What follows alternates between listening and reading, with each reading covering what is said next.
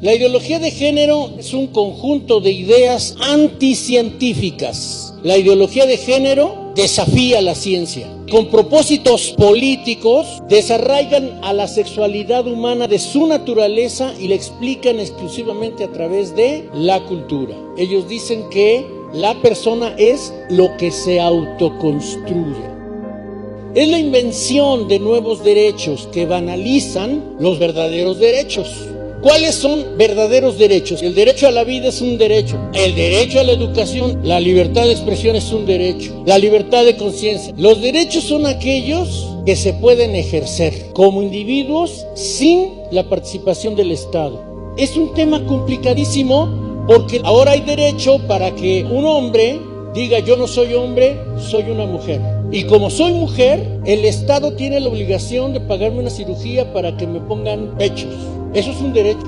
No, claro, como en Uruguay, ese derecho ya está garantizado en la ley. Peor aún, la ley trans, ya aprobada en Uruguay, le da a estas personas que dicen que son mujeres, no solamente recibir una cirugía no estética, una cirugía en la que pueden perder sus órganos genitales y vivir sometidos a tratamientos hormonales de por vida, con un gravísimo riesgo en su salud, pues tiene secuelas terribles. Sin embargo, aceptan. Pero además reciben una pensión mensual y ya es una ley. La ideología de género es una invención de derechos. Y si alguien dice, yo soy Superman, y me voy a aventar del 7º piso de un edificio porque como yo soy Superman voy a volar, lamentablemente terminará en suicidio, pero en todo caso esa es su decisión. Lo que no estaría bien de esa persona que tiene este trastorno psicológico es que me diga, yo soy Superman,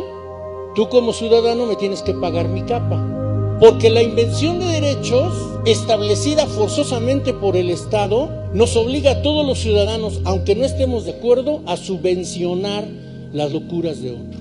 Y ese problema es el que estamos enfrentando ahorita aquí en nuestra nación. La ideología de género ha usado el desarrollo del derecho, porque antes se llamaba derecho natural, ahora le llaman derecho progresivo, y entonces ha creado falacias o utopías, pero irrealizables. Tenemos que diferenciar, porque ese es el gran conflicto que tenemos hoy en día. ¿Cuál es la diferencia entre sexo y género?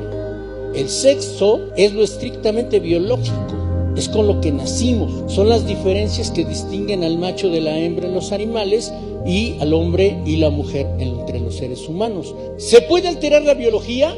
No. Imagínense un hombre que dice que es mujer y muere y lo sepultan y 300 años después alguien encuentra la tumba y dicen, ¿qué habrá sido esta persona? Y toma una muestra y la analizan científicamente. ¿Qué van a decir? ¿Que era un hombre o que era una mujer? Que era un hombre, porque todas sus células, todo su ADN, cada milímetro de su persona grita que es un hombre.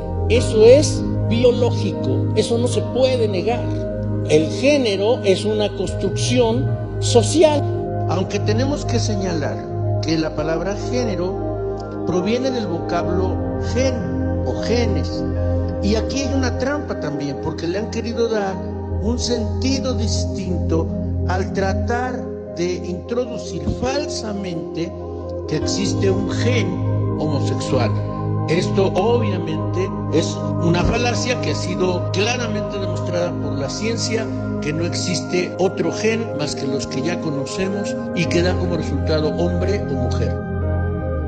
Las personas que promueven la ideología de género dicen que esta construcción ha sido ominiosa, ha sido forzada y entonces la da la familia, la da la cultura, la da la religión. Saben que cuando fuimos a ver a la senadora Citlali, ella presentaba en su iniciativa de atentar contra el tema de los ministros de culto y demás, una perorata en su exposición de motivos, atacando a la religión como la causante del abuso y de la tortura que ahora se supone sufren las personas que tienen una preferencia sexual diferente.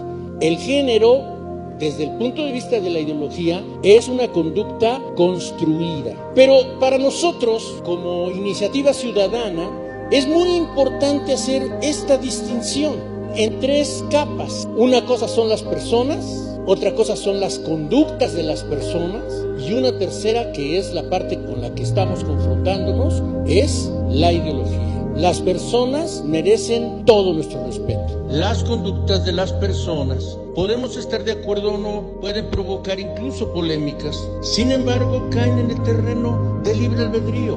Pero las ideologías, no las conductas ni las personas, las ideologías son contrarias a la naturaleza y contradicen los principios de sexualidad, matrimonio y familia.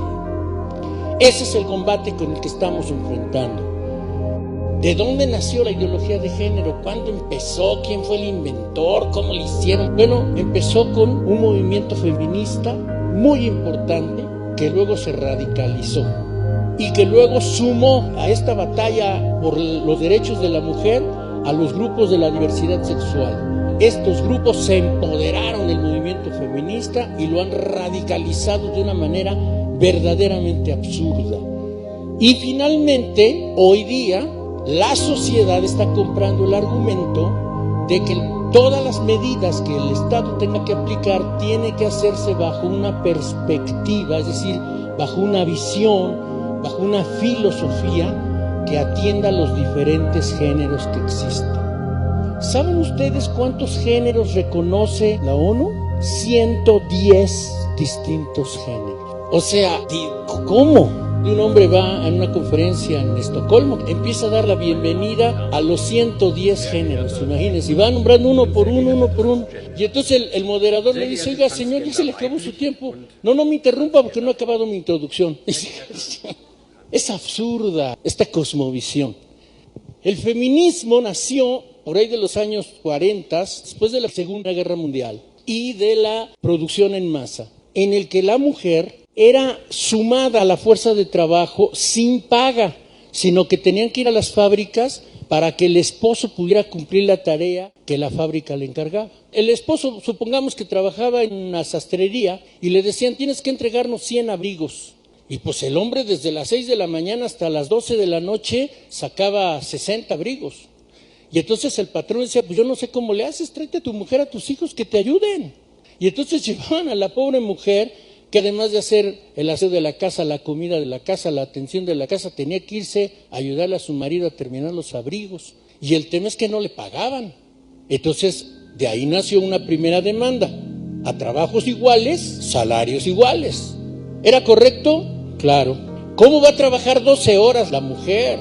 Que trabaje 8 horas. Que haya un día de descanso. Que hubiera mujeres que pudieran ser diputadas o alcaldesas y demás. ¿Era justo? Bueno, ni siquiera tenían derecho al voto. Fue una batalla que empezó bien. El problema es que eso luego se radicalizó cuando filósofas muy importantes, vamos a mencionar solo a 4, pero es un grupo muy, muy grande, empezó a exponer lo que le llamaron feminismo radical. Y finalmente eso llevó a manifestaciones extremas como las que hoy se ven en Argentina y que quieren traer acá un grupo de personas que se hacen llamar los pañuelos verdes.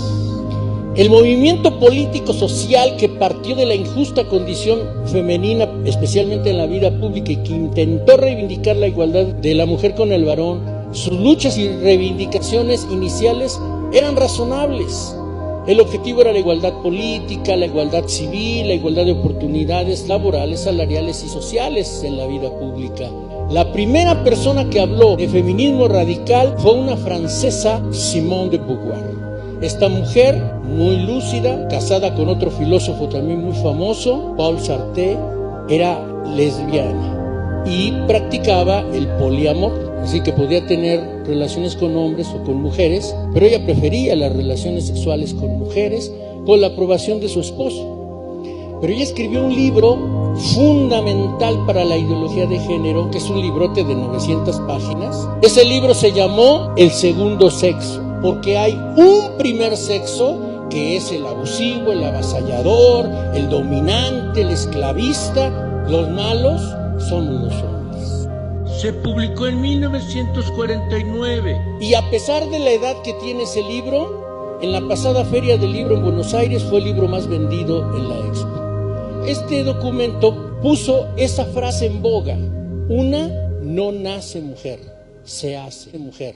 porque la imposición masculina obliga a la mujer a los trabajos al hogar. ¿Por qué tiene que ser la mujer la que lave? ¿Por qué la mujer es la que tiene que aprender a cocinar? Porque el hombre me domina. ¿Por qué soy yo la que tiene que pasar 9 meses en un embarazo que me hace sentir perfectamente mal? Es horrible estar embarazada y luego todavía tengo al bebé y lo tengo que criar y aguantar, amamantarlo. Las mujeres sufrimos. Y ese es el posicionamiento filosófico. Esta mujer logró tener una inmensidad de discípulas, entre ellas Kate Miller. Ella es una americana lesbiana también, que se fue a Japón porque se había enamorado de una japonesa, y entonces cuando llega a Japón hace una serie de barbaridades que el gobierno de Japón la expulsó por atentar contra los valores de Japón. Política sexual se llama su libro, y en el libro destaca una frase que hoy en día es el motor de la ideología de género en todos los congresos del mundo: lo personal es político. Mi preferencia sexual, que es algo íntimamente personal, debe ser público, debe ser político. Imagínense, en Suecia estaban legislando que para que hubiera una igualdad sustantiva, los hombres, cuando fueran al sanitario, no deben orinar parados. Tienen que sentarse para que haya igualdad. Son leyes absurdas. ¿Cómo van a hacer o cómo van a cumplir esa ley? O sea, solo que pongan un policía junto a cada inodoro o ¿cómo? Son leyes que no se pueden cumplir, que atentan contra la naturaleza, que atentan contra lo real. No puede ser. Pero ella trajo el debate de lo privado, de lo íntimo, de lo personal, para hacerlo político. Estas dos mujeres han revolucionado a la sociedad moderna. Hay una tercera, también francesa, Monique Wittig. Las mujeres, aunque extremadamente visibles como seres sexuales, permanecen invisibles como seres sociales. Ella escribió también un libro muy famoso, El pensamiento heterosexual, en donde dice que la heterosexualidad es mentira porque con su sola presencia una sociedad lesbiana destruye el hecho artificial o social que constituye a las mujeres como un grupo natural. Pero esa es la manera en que han venido evolucionando para convertir primero que la identidad se construye, que lo personal es político y que la heterosexualidad en realidad no existe. Y finalizamos con una norteamericana, Shulamit Firestone, judía, que escribió un libro que se llama La dialéctica del sexo, el caso de la revolución feminista. Asegurar la eliminación de las clases sexuales, pues para acabar con esa lucha de clases sexuales, requiere que la clase subyugada se alce en revolución y se apodere del control de la reproducción, se restaure a la mujer la propiedad sobre sus propios cuerpos, como también el control femenino de la fertilidad humana. Por eso ahora hay bancos de esperma y ahora hay esperma modificado. Y por si fuera poco, existe la práctica de la subrogación o alquiler de vientres. La maternidad estará al servicio del mejor postor, como una mercancía. La meta definitiva de la revolución feminista debe ser no simplemente acabar con el privilegio masculino, sino con la distinción del sexo mismo. Las diferencias genitales entre los seres humanos ya no importan. Ya no hay hombres ni hay mujeres. Es como te autopercibes.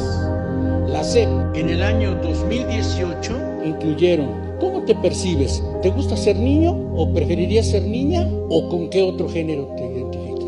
Están perversamente diciéndole a los niños: no existe tu sexo, puedes ser lo que quieras. Hace meses, en una corte en Nueva York, tomaron una decisión de que en las actas de nacimiento donde se pone el sexo ya no se coloque, sino se ponga una X, para que cuando esa persona crezca pueda decidir qué sexo es. Es la suma de este grupo de filósofas. Ahora yo pregunto, ¿saben desde cuándo la iglesia evangélica ha dejado de hacer filosofía bíblica, estudiar la Biblia y describirla, hacerla social? Tenemos un déficit de eso. Y estas mujeres lograron modificar el concepto de vida en el mundo. Solo se tardaron 70 años, un par de generaciones. Y han llegado al extremo del feminismo radical. Mata a tu papá, mata a tu esposo, mata a tus hermanos, y si tienes hijos varones, mátalos para que no sean explotadores. Nos tocó en Neuquén, allá en la Patagonia Argentina, llegaron grupos de mujeres que se desnudaban torso y con globos llenos de pintura roja la arrojaban a los templos, normalmente a los templos católicos, y pusieron una valla de jóvenes cristianos, católicos, agarrados de los brazos para no dejarlas pasar, y se acercaron y los escupían en la cara. Alguien trajo una antorcha, una bomba molotov y prendieron la puerta del templo, porque ellos tienen la única iglesia que ilumina es la que arde. Ese es el feminismo radical, que quiere destruir el concepto de Dios, porque Dios es hombre, muerte a Dios.